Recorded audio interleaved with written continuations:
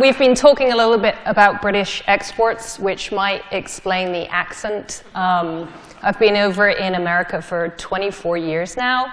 I went there to get the kind of training that allowed me to do the research that I do that wasn't available at the time in the UK. And my mum and dad are here, and this is the first time they've ever seen me lecture. So I'm very honored that they're here. So what I'm going to try and do is, I have to say, when I came in here, we were standing there in, I guess, the ready room, ready to come in, and Andy came over to me and he said, "Tony's up first, be energetic." I was like, what does that mean? So I know that now, and Tim, thank you for taking one for the team. I'm going to talk about basically where cave science is going in the future. So speleologists, cavers, I'm from Bristol. I grew up caving in the Mendip Hills. I started caving when I was 14. I do remember coming home completely covered in mud and giving my clothes to my mother, who tried to get them white again. But it started a passion and a love for caves, and I tried to keep them separate from my science. But I realized that that training allowed me to ask questions that microbiologists wouldn't think about. And that's really where integrated science is going now. So the ideas and the novel questions are at the interface of different sciences. So the geology that I learned as a caver allowed me to become a geomicrobiologist. One of the things that's happened over the last 20 or 30 years is there's been a real revolution in microbiology, and it's now the golden age of microbiology. The discoveries that we're making are phenomenal. We're understanding the geochemical cycles that we thought were just run by geology are actually driven by microorganisms. And a lot of that has come from our ability to study microorganisms using molecular techniques, so the ability to take DNA and study DNA. In the 1970s, a professor called Carl Woese was able to show that a particular gene within a bacterium, it's called the 16S ribosomal RNA, could serve as a genetic barcode. And you could actually compare the genetic lineage, the ancestry of organisms using this genetic barcode. In 1984, a caver by the name of Norm Pace, who was a professor in Colorado at the time, used the polymerase chain reaction. If you have a cancer diagnosis or you want to determine if you have HIV, the same test is used to amplify that barcode from the environment and do a comparative analysis. You can compare all life on Earth. And what you end up with is a genetic roadmap of life on Earth. So we're all trained in biology classes that there are 5 kingdoms of life: the animals, the plants, the fungi, the monera, the protista. But when you do this genetic roadmap, that's no longer the case. Just to orientate you on this map here, you are right here. So you represent animals, Homo sapiens, and we have plants and fungi. So all life, animal and plant life that you can see on Earth is represented by this part right here. There's a cutoff here, and everything on Earth else in this tree is microscopic. If you were to take all life that you can see on Earth and weigh it, and compare all life that you need a microscope to see, the microscopic life would weigh more, and it also has a far greater diversity. If we consider these 3 here, these crown eukaryotes, is distinct enough to be different kingdoms, you can see that we have hundreds of kingdoms. We're up to 157 kingdom-level distinctions within the bacteria alone. When they created this tree, what they found out was rather than the 5 kingdoms, you have 3 domains: the bacteria, the archaea, and the eukarya. So eukarya, organisms with nucleus, like ourselves. Bacteria you're probably familiar with, things like E. coli and Salmonella. But what popped out were the archaea. And the archaea look like bacteria. They're kind of small, microscopic rods, extremophiles. But the inside, the molecular architecture of an archaea is actually more closely related to eukarya, and it turns out that we evolved out of that group. The nice thing about a tree like this is you can go into the environment, you can take a barcode, and you can kind of throw it at the tree and see who it sits most closest to. And in doing so, you can actually study the microorganisms in the environment without needing to culture them. And that's critical, because everything we used to know about microbiology up until about 1984 was based on what we could culture. And it turns out that less than 0.1% of what's in the environment is culturable. So we had a very skewed opinion on what was there. One of the things that we've always known about, or since the geologists figured it out about caves, is that the classic model of cave formation is rainwater comes into the soil and absorbs CO2 in the soil, and that acidic groundwater enters limestone to make caves. And the problem with that model is that atmospheric carbon dioxide is actually very low. It's 0.0003 atmospheres. If you just have it diffuse into soil, it's very low. However, soil is full of microorganisms. They're the things that bring the nitrates in that allow your plants to grow. And when you add the carbon dioxide produced by the respiration of microorganisms, you increase that amount of carbonic acid that's available from the soil to make caves by 100-fold. So you can have huge caves like this. I should say, I want to thank the photographers as well. If you don't see a photographer's name, it's also one of mine. This was a cave that we discovered in China. And this cave is made by microbes respiring in the soils. When they respire, they release the CO2 that makes a weak carbonic acid that reacts with the limestone rock to dissolve it. It mobilizes the calcium. The calcium leaves the system. You create a void. That's how caves are made. So you go to a show cave, they tell you about the rainwater running through the soil and making the cave. You've got to remember it's the microorganisms that make that CO2, that make that carbonic acid that made the caves. So Tony was talking about, maybe there's a little bit of biology in caves, we'll let the biologists do that. And of course we know, Tony, that you're an excellent scientist. What I'm going to do is I'm going to kind of push this around and say that you cavers wouldn't be able to find anything if it wasn't for the biologists. So acidic dissolution. So we just talked about carbonic acid. And acidic dissolution is kind of a classic way that that caves are formed, but microorganisms can make acids as well. This is the Guadalupe Mountains in New Mexico. It's an ancient reef. It's a very nice block of limestone. This is the El Capitan limestone. It's 1,000 feet thick block of limestone. And it was formed in an old inland sea. So this is the Delaware Basin, which was the sea, and then the reef formed around the edge of the sea. But the Delaware Basin was full of lots of organics, and this is where the majority of oil and gas from Texas is drilled and found. That oil and gas is on a huge sulfate plain. And when you have oil and gas, which is a rich organic, and you have sulfate, microorganisms are going to use the sulfate to grow and consume that oil and gas, and they make hydrogen sulfide. Hydrogen sulfide dissolves in groundwater. It moves towards the mountains where other microorganisms can oxidize it. And when they oxidize that hydrogen sulfide, they make sulfuric acid. So you have huge caves like this in the Guadalupe Mountains. This is Lechuguilla Cave. It's over 200 kilometers long. It is one of the deepest caves in the United States. It's over 500 meters deep, and it was all built by microbial activity. So the microorganisms would burn the hydrogen sulfide to make sulfuric acid. That sulfuric acid would react with the calcium carbonate to generate gypsum. And there's lots of evidence of this microbial activity. This is the gypsum that's left behind from the microbial activity within the cave. There's huge piles of it that we have to climb over. So microorganisms are making caves from sulfuric acid speleogenesis. And this is a hypogenic cave. So this is water in the ground rising. So we all think about caves where you have streams sinking, and Tim gave us a beautiful lecture on the Mendip Hills and all that sinking water. What we have here is groundwater that's lifting up, and as it lifts up, it creates these caves. So this cave was not found until 1986 because there's no big water flowing in, there's no stream flowing in. It turns out over 25% of the world's caves probably formed this way from microbial activity. So I'm a microbiologist, and because I'm a microbiologist, I think everything is microbial. So the geologist, everything is geological, there's no microbial involvement. I'm a microbiologist, I think everything is microbial.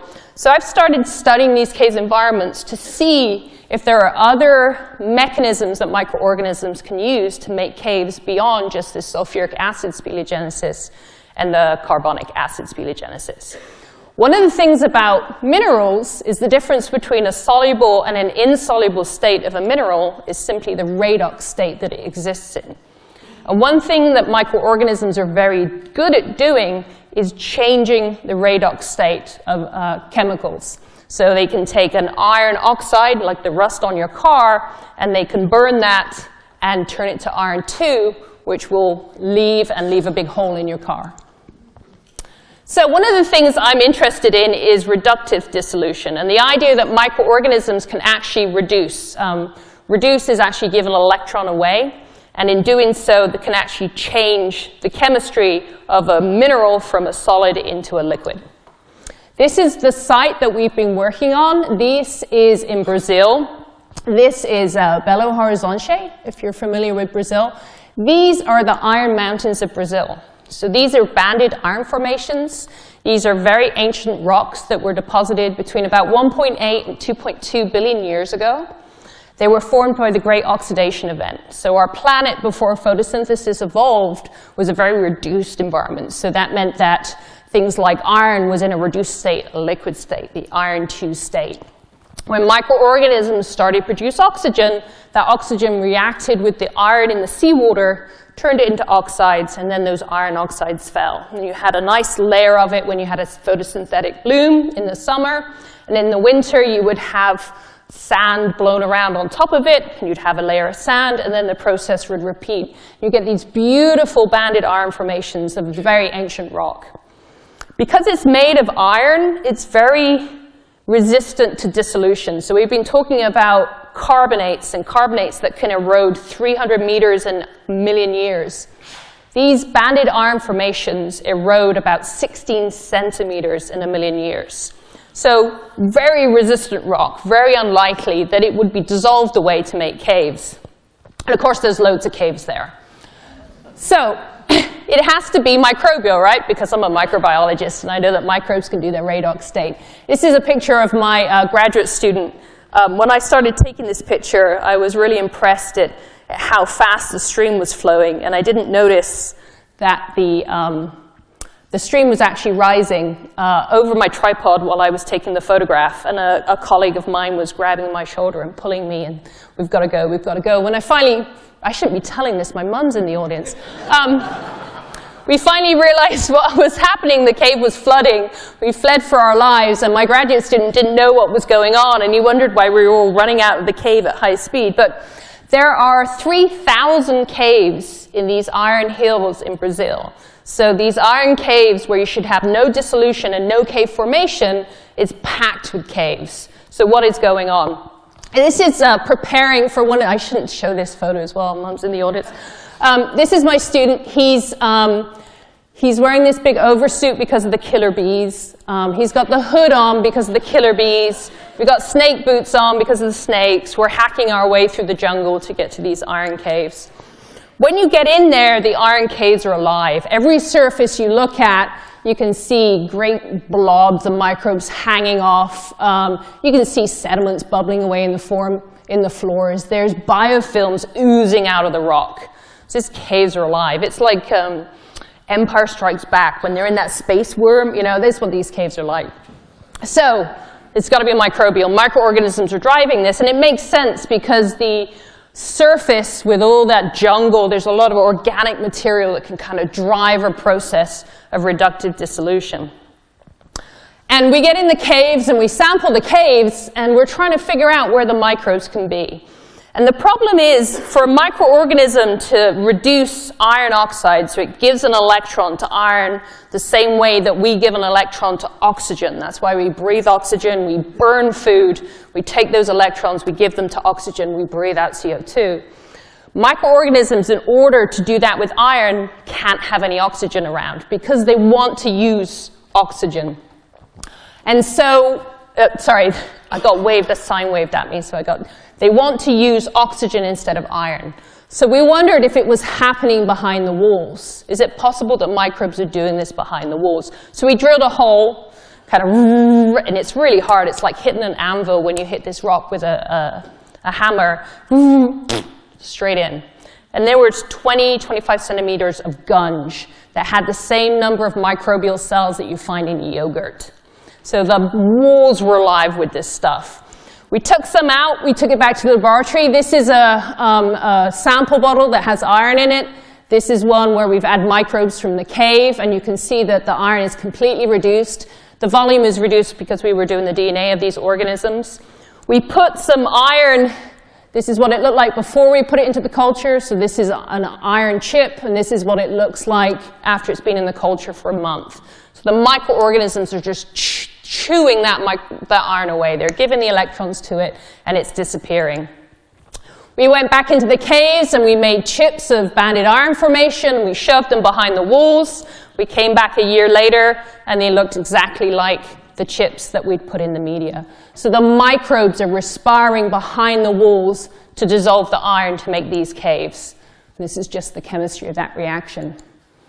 So this is how we think the caves are forming. You get this big iron crust that forms on the surfaces, more like a scab.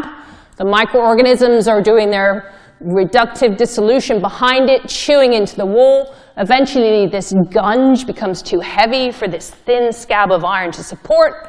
The iron falls into the cave, you expose the microbes and a lot of reduced iron that's auto-oxidized by the iron in the atmosphere. You get a new scab forming and the process continues.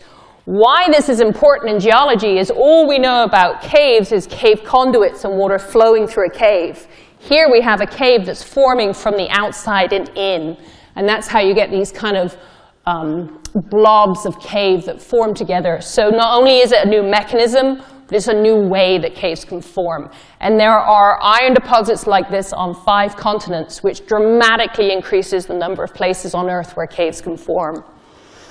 Another thing, and I've gotten waved at with a number, basic dissolution. This is the idea of, instead of acid, alkali. So this is Roraima Tepuy in Venezuela. This is a 3,000-foot cliff, incredibly resistant orthoquartzite. You can take this with battery acid and it won't dissolve, but silica, orthoquartzite, quartz, is highly liable to bases. So we went, I got waved at again. This is my student.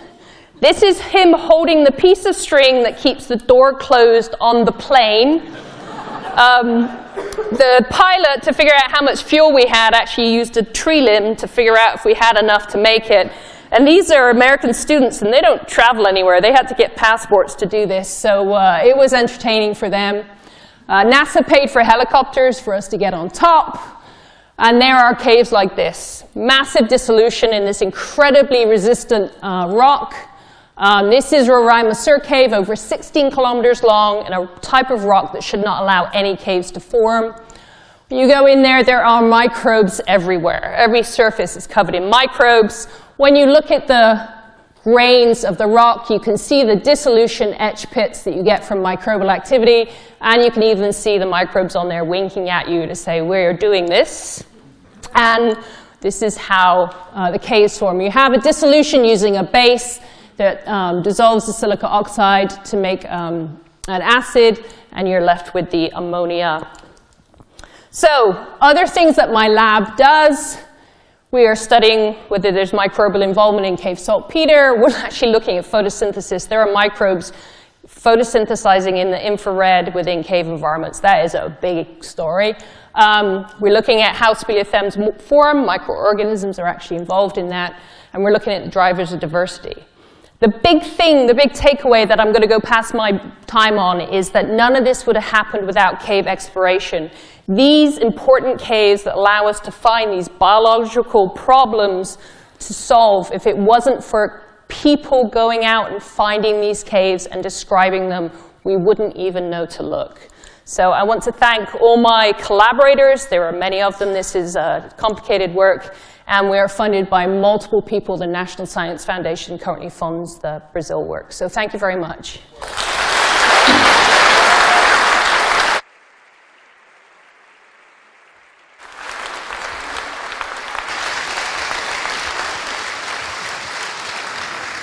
Well, ladies and gentlemen, I do first of all have to apologise to all three speakers for cutting them short. They had so much to say and so much more to say. Those of you who will ultimately watch the videos from the weekend, if you watch Hazel's, she didn't mention any of that at all in her talk yesterday. It was all antibiotics and medicine. So, you know, there is a huge amount more cave science that we haven't covered here and that is going on. A very, very quick series of thank yous for the whole weekend. RGS, very helpful, loaning us the building, particularly, of course, Rita Gardner.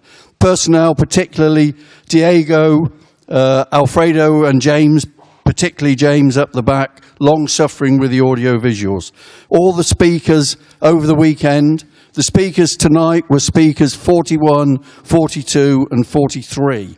And all of them were very good. I've been very, very proud and impressed of all the speakers we've had over the weekend. Finally, particular thanks go to my gang who have been helping me completely voluntarily. Phil Rouse, or Mad Phil, who's up at the back there, has been running around doing all sorts of things that I forgot. Nick Williams, similarly, Robin Weir, fantastic Robin. Paul Ibbison, who's been looking after the book selling, the money raising for our GARPRO Foundation. Wendy Williams, who sat on the door all weekend. John Gunn, chairman of the BCRA, who organised the science programme. My son Robert, who organised the exploration programme and worked very hard doing so. Henry Patton, who did the website. Plus many I have not mentioned. Simon Richardson, who did a lot of the work over the weekend and sat here sorting out everybody's microphones. So thank you very much, everybody. Thank you very much indeed for coming. Thank you for letting us show you a little bit about caves and cave science that many of you will not have realised. Thank you.